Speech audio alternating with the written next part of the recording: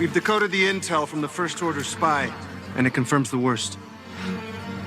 Somehow, Cringiest bands return.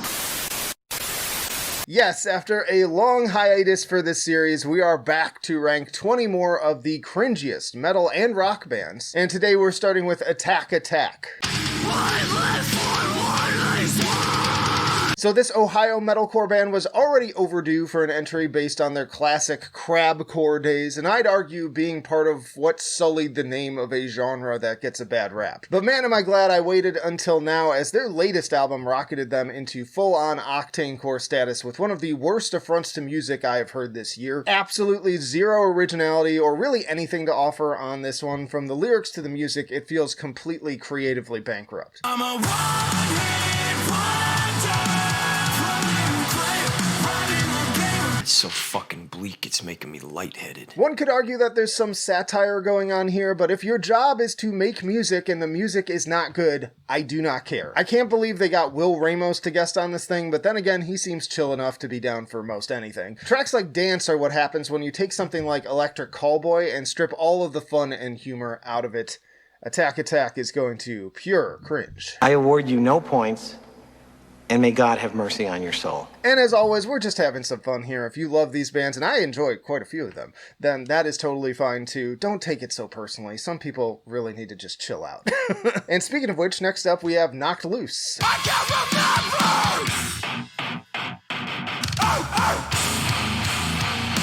So you're either down with the ARF ARF or you're not, and given the number of requests I got for this band, clearly plenty of people are not. It's not my thing. And I get it, even I wasn't really sold on these vocals at first when Laugh Tracks came out, but man have they grown on me, and I've come to appreciate how they really helped them stand out from so many others in metallic hardcore right now. When I saw that ghost was you,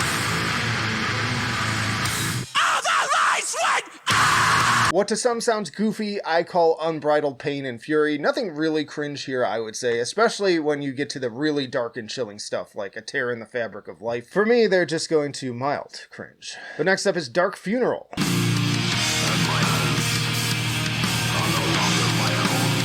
I know plenty of people who love this band, but they've largely become the kind of punching bag of the black metal genre for me. They've never truly been terrible. In fact, there are some albums I enjoy, but walking through their full discography for the full tier list, it became clear that even their best albums are only about on par with most of their peers' kind of more mid-tier albums. I personally find them to be pretty bland and forgettable. The satanic shtick here often crosses the line into try-hard territory for me, and with some vocals that make me giggle.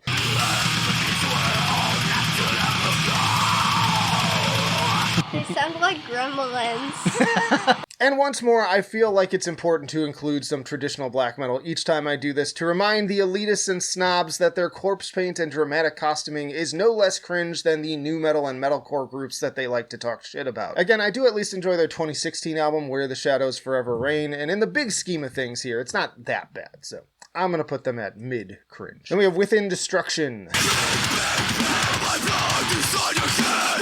This band started as a pretty traditional slammy deathcore group when I first got into them, but over the years their sound has evolved quite a bit and that hasn't sat well with everyone. It was especially around 2020's Yokai and the joining of guitarist Howard Fang that things took a more melodic turn and a shift to imagery from the Eastern world. Songs like Hate Me in particular were bound to make a few people look twice with moments like this.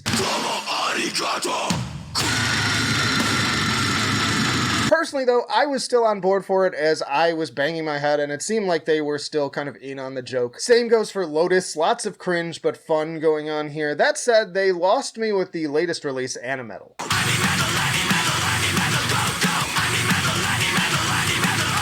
Whether it's still self-aware at this point or not, it really jumped the shark and stopped being enjoyable for me, so if they continue down this path, you can expect to see them rise up this list. But at this point, I would still have them at cringe but fun, but kind of teetering into mid-cringe at this point. I'm watching you. Moving on, we have Scene Queen. And if that bastard whistles, put a knife up to his bone or cut him. That escalated quickly. My oldest daughter actually introduced me to this project a while back, and someone in the comments reminded me of it in the lead up to making this list. Honestly, it seems harmless enough in how it doesn't seem to take itself at all seriously, but there is plenty here that many will find cringe if you aren't, especially in the more like TikTok-leaning demographic. Cutesy pseudo-rap vocals and pink-splattered music videos mashed up with some metal guitars and violent imagery. Barbie's been a princess way too long. Barbie's got a gun with no safety on.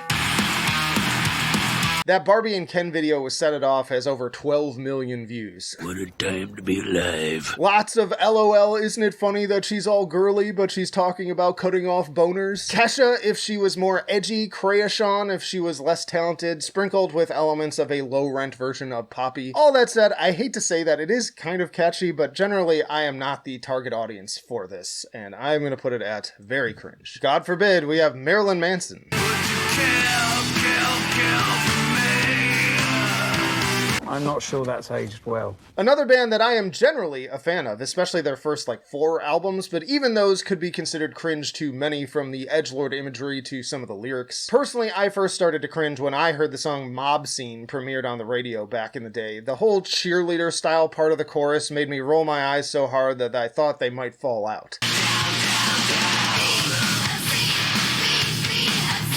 Since then, I've only enjoyed his stuff here and there, and albums like Eat Me, Drink Me, and The High End of Low seem to emphasize his cornier qualities without the glitz of the kind of Nine Inch Nails-esque industrial rock and metal elements of the earlier stuff. And while I at times find Manson's lyrics clever and tongue-in-cheek, there are plenty of misses too, like the bland and cliche Kill For Me, Jesus Crisis, I'm Not Being Mean, I'm Just Being Me. I've got an F and a C, and I've got a K too, now the only thing that's missing is a bitch like you. Oh, brother, this guy stinks! Come on, man, you're better than that. There was a time where I'd put them in cringe but fun, but they have kind of moved to mid-cringe at this point. And we have Bobaflex.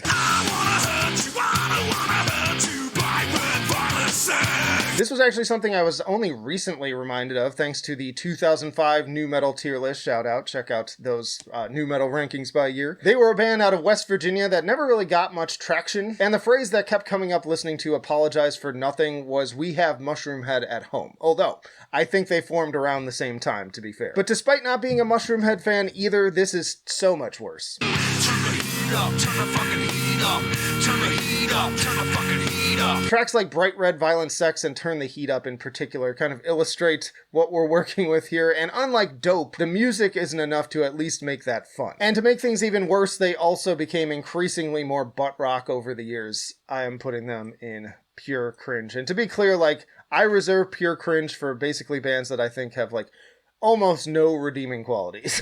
But next up we have Papa Roach. I got a madman living in my head, man. He ain't got no sense, man. He ain't paying rent. Now, I actually could not believe that I hadn't included these guys yet, as I feel like I have a personal vendetta against them at this point. The only reason they don't make the top is that I have a soft spot for Infest, genuinely fun nu metal classic for me. But while so many people seem to only love them more and more with the release of more rock-focused radio anthems on the likes of Love, Hate, Tragedy and Getting Away with Murder, they became like nails on a chalkboard to me. And it's only gotten worse over the years with albums like Ego Trip sounding downright embarrassing. I'm on an ego trip.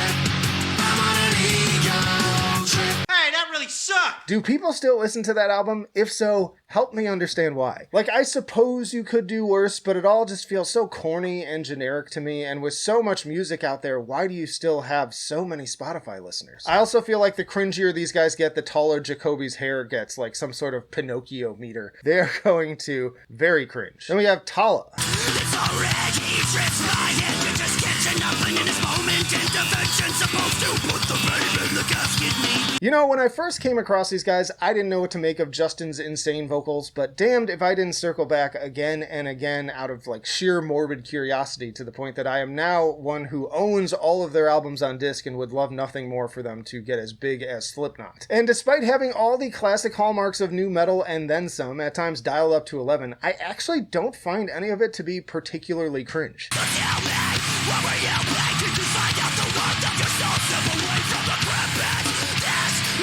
Justin, for all of his wild vocal acrobatics and implementation of like hip-hop and like reggae music and all sorts of stuff, he keeps it very genuine somehow, in a way I'd almost compare to like Mike Patton. And holy crap, is there some music talent on display here, from the guitars and turntables to both killer drums and now insane bass from Mike Portnoy's son Max. Yeah, I'm actually gonna put them at mild cringe. Then we have Carach Angren. We previously covered Dimmu Borgir, now it's time to talk about their more or less Dutch counterpart. More symphonic-tinged black metal with a penchant for theatrics and in this case concept albums. Overall, I enjoy what they bring to the table, but they are definitely on the more whimsical side of the spectrum. Father still passed out on the couch. And why is there water dripping down the stairs? The vocal delivery can be downright silly for some and is definitely not cult enough to pass the true black metal fans' purity testing. There is an impurity. And the lyrics can be equally goofy, dealing with everything from twisted fairy tales to Frankenstein monsters, but even so, I think it's a really good time overall. I would put them in cringe but fun. You know we had to have Nickelback. Girls come easy and the drugs come cheap. Well, I'll stay skinny 'cause we just won't eat. People have demanded it for years, so now here they are, yet another band where I was fine when they hit the 2000s butt rock scene hard with Silver Side Up riding on mega hit You Remind Me, followed by other genuinely pretty solid songs like Too Bad and Never Again. That Hero track in Spider-Man is also pretty damn hype. But as the country-tinged rock scene became more and more oversaturated, the cracks started to show and people turned on them. I think for me, the real turning point was the song Figured You Out. I like your pants around your feet, and I like the dirt that's on your knees.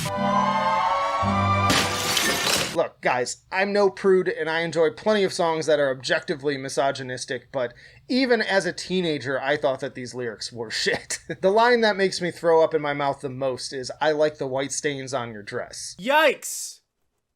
That's gonna be a fucking yikes from me, holy shit. Some may be surprised that these guys didn't make the top, but I genuinely give them credit for overall being pretty solid songwriters, much more so than some of the people above them. So I'm gonna put them at very cringe. Then we have Crazytown.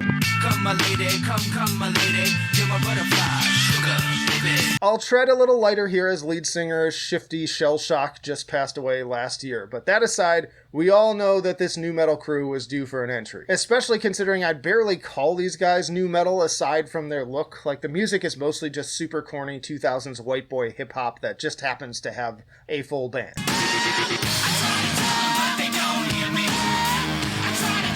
As someone who grew up in this era, I do have nostalgia for Butterfly and would put that song in the cringe but fun category, but basically outside of that, these guys have nothing of value to offer me beyond a reminder of my fashion faux pas of that era. Wow, what does the guys with the dreads does? I'm the DJ, bitch. Yo, I'm the singer, rapper. I could do both, son. They are going to pure cringe. Then we have Paleface Swiss.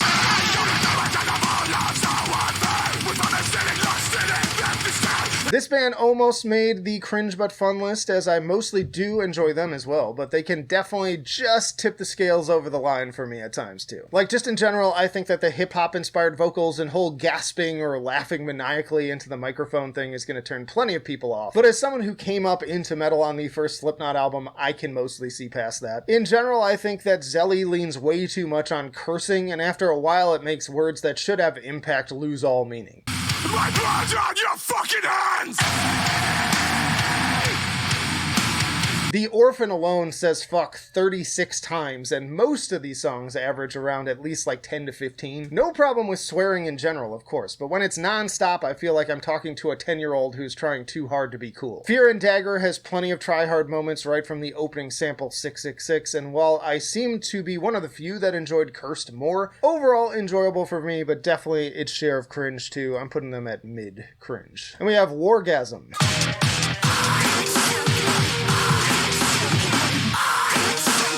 I only just discovered this duo this year, but the best way I can describe them is if the Prodigy and Die Antwoord collided with modern-day Architects. Sam Matlock's screams definitely have a lot in common with Sam Carter's, though his aesthetic is more ninja, and then Milky Way has plenty in common with Yolandi in both performance and attire. Fortunately, though, this is much heavier and far less controversial, making for some very fun, high-octane stuff.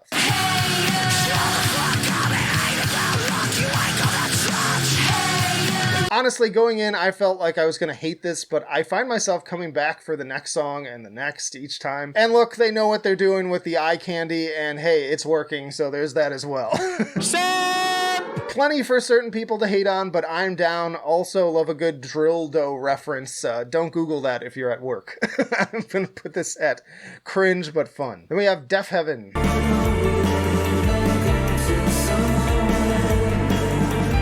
Another kind of love 'em or hate 'em band, and one that until recently I wouldn't even say I personally enjoyed. Many cried cringe from the minute they unveiled the pink album cover of Sunbather, but personally I never cared about upholding the dark status quo of black metal. I just found their post-black music to be kind of overrated. And while I also get the kind of pretentiousness aspect of certain moments, furthered by the fact that the band members look more like they're going to like a hipster meetup than a black metal show,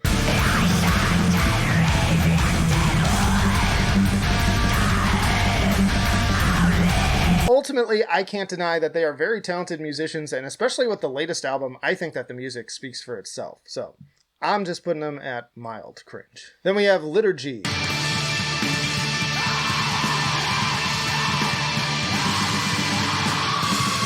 This band's cringe is a little different from the others on this list in that it mostly comes down to its concept being taken overly seriously. The whole transcendental black metal label definitely led many to roll their eyes, and it definitely comes off as up its own ass at times, both lyrically and in how experimental the music can get. Basically, if you don't care much for Andy Warhol, I don't think this is gonna be for you.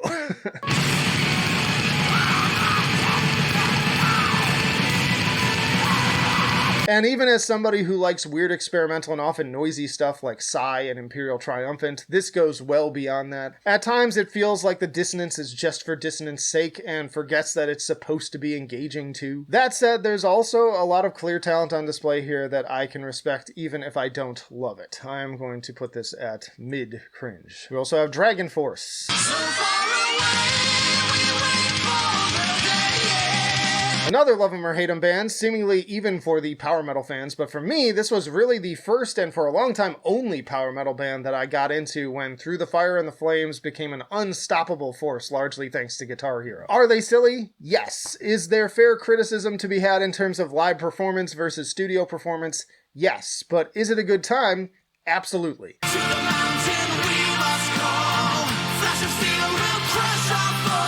Not everyone is down with the fantasy imagery and big bombastic vocals, but I am. It's also fair to say that the latest albums have only gotten sillier at times, and it was clear to me, especially on extreme power metal, that they are continuing to wear their cringe as a badge of honor, and I'd say that that's the best thing you can do instead of trying to fight it. And going through the frostbitten sky, song of the grimmest lullaby. I am putting them in cringe but fun. We have Motley Crue.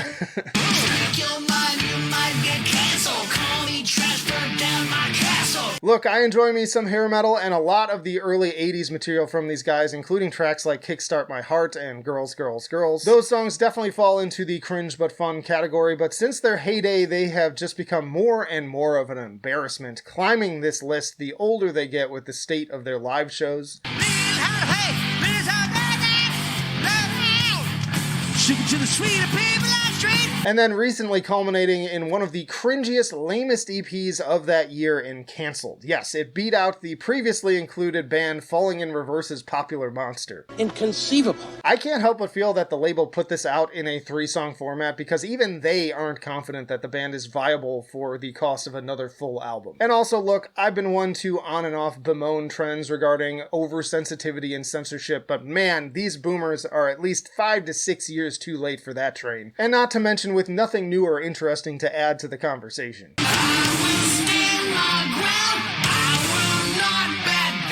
Vince also goes on a weird tirade seemingly about sexual assault, which just comes off as tacky and tasteless. As for the music, it's about as generic as it gets, and their cover of Fight for Your Right should be considered a war crime.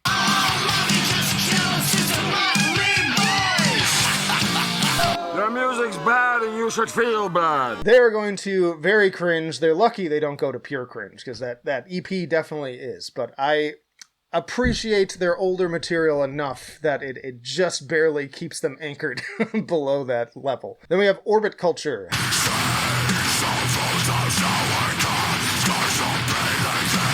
Now, I saw plenty of requests for this band, but really, I think there's more to criticize here in terms of the quality and personal taste than cringe. Even so, first and foremost for me, I almost always find Jarl vocals kind of cringe, but they pull them off better than most. Very Metallica-influenced stuff, clearly. But more recently, I've seen criticism of the lyrics, especially with the newer song Bloodhound.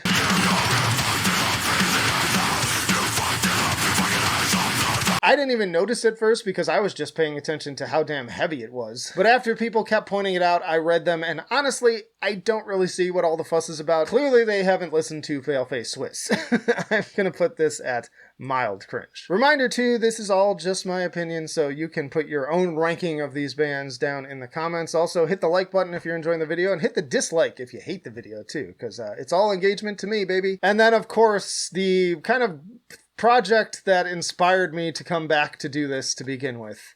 We have to talk about President.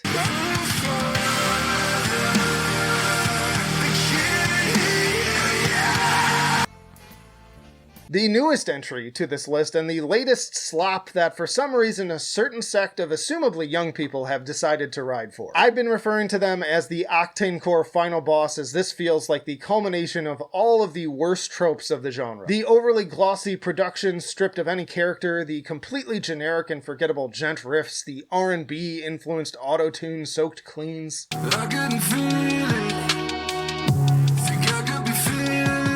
Completely lame, sappy crap that gives me a newfound respect for Sleep Token at this point. At least that band has some interesting ideas. This is just a rehash of all of the same popcore crap that we've been increasingly shoveling down the pipe for the last 10 plus years. And that's not even to speak of the top tier cringe costuming. Again, I teased Sleep Token for this as well, and obviously, you know, don't throw rocks at glass houses, you know. But the rubber Reagan looking mask in combination with the like sheer weird sincerity of the music is well beyond that. If it's not Point Break, count me out. So with a little cooperation, I won't have to blow your heads off. Yeah, of course this is going to pure cringe, the cringiest of this list. Am I so out of touch? No, it's the children who are wrong. Y'all check out this video for the supercut of parts 1 through 3, because this is part 4. Or check out this video for your personal YouTube recommendation, but that'll do it for now. Flight of Icarus signing off. I will see you in the trenches.